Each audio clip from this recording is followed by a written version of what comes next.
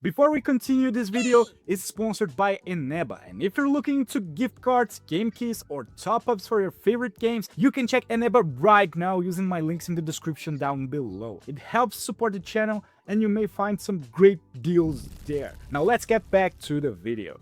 Noble Knights. On one side we have Lohen, the vice captain of the Knights of Favonius, who has a super aggressive game style. And on the other side, we have Nicole, the witch of the Hexenzirkel, who promises to be an excellent support. But there's a huge thing here that you must need to be cautious, and I will tell you what it is.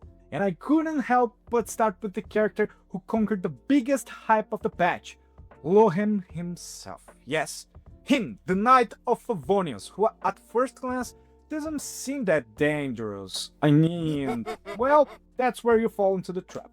Because being a 5-star Cryo character, he works in somewhat very curious ways. Unlike other carries, Lohen will need the full effort of the team here. The more the team deals damage, the more triumph they will generate, which is when the team members deal damage, while Lohen is in the stratagem state, accumulating up to 100 points. If the damage is dealt above or equal 1000% of Lohen's base attack, he gains 20 triumph points. Otherwise, he only gains 1 triumph. The more Lohen attacks, the more joy he gets, a resource obtained also in the stratagem state, accumulating up to 100 points. Normal attacks generate 15 joys per hit, while charge attacks generate 18 points of joy. And when joy reaches the maximum, Deceptive Maneuver is replaced by Piercing Frost, and when accumulated, Lohen will release an explosion of attacks called Piercing Frost, which will scale with how much your team contributed. That's why the cool thing here is you can have a character as strong as him on the team. Like for example, Mavuika, who appeared in the 6.6 livestream itself.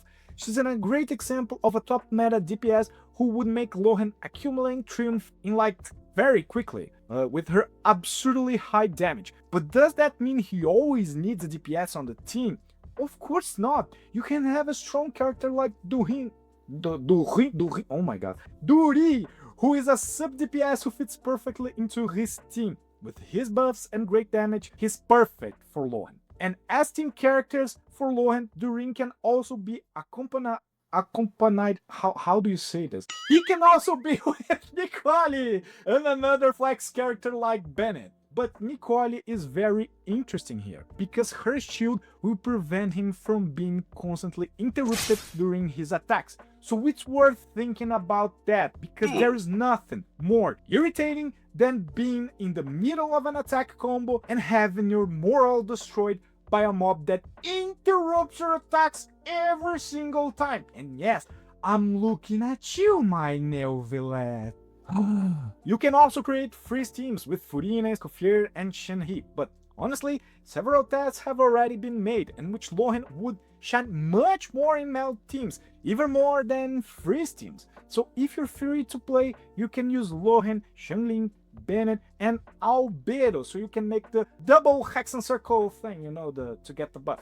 But before I say if he deserves a place in your account, I want to remind you that the important thing is to always get characters that entertain you. Fun will always be more important than meta, and it is in this aspect that Lohen comes. The guy has simply fantastic gameplay, which I think you will hardly get tired of, precisely because he is not only because the explosive gameplay, but you will also have to control your team's damage. So it seems like it's going to be very interesting, you know what I mean? But in terms of meta, I honestly think he can shine in a good place in a meta, if only he has a well-built team for that. For example, his top meld team with Durin or freeze team with Escoffier. So for you to understand, here's a chart from the Genshin Scientist where it shows the damage compared with Skirk. The memes in the comments weren't even Skirk versus Lohen, but Skirk versus Durin. You know what I mean? Look.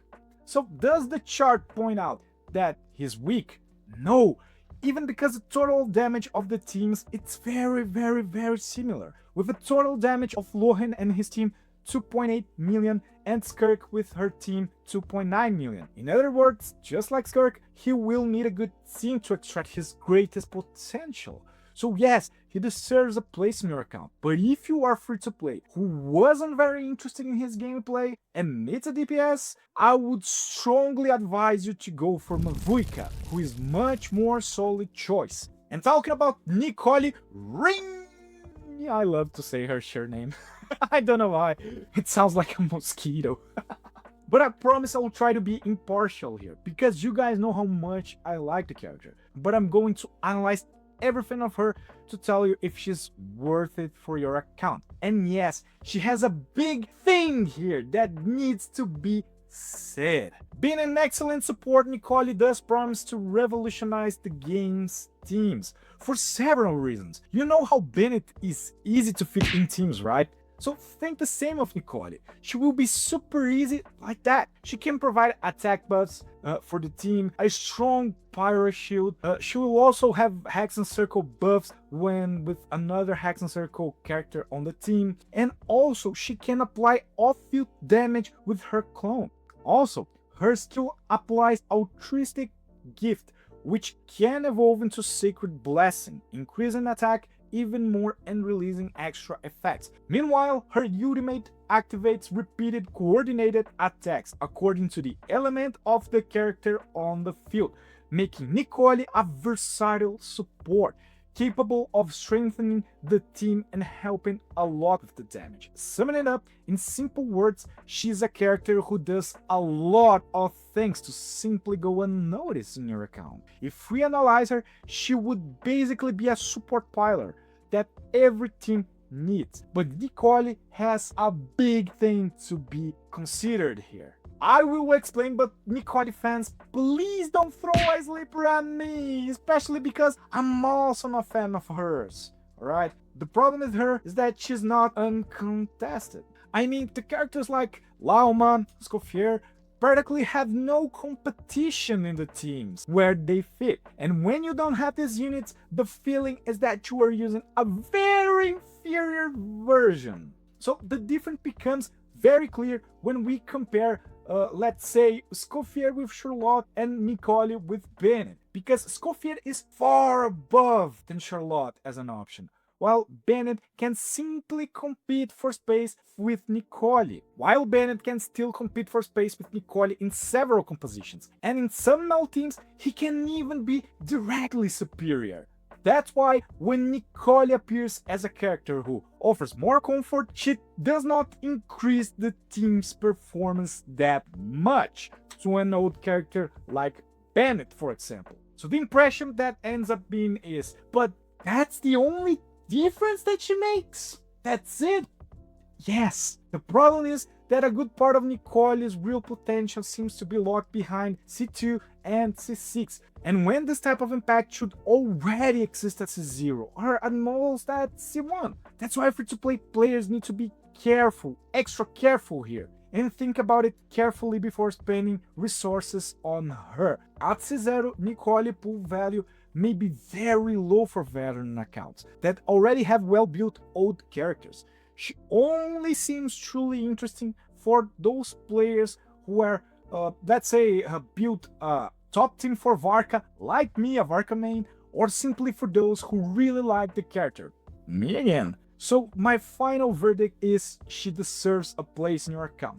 But I'm already warning you that she's not super mega differential, like what an Escoffier brings to a freeze team, or for example Lauma. So let's compare her between Lohen. Who should you choose? I'll be honest with you. Go with what you like, because in a very sincere analysis, neither of them is a must pull that you must get on your team that will change everything, alright? But they are great in the roles that each one performs.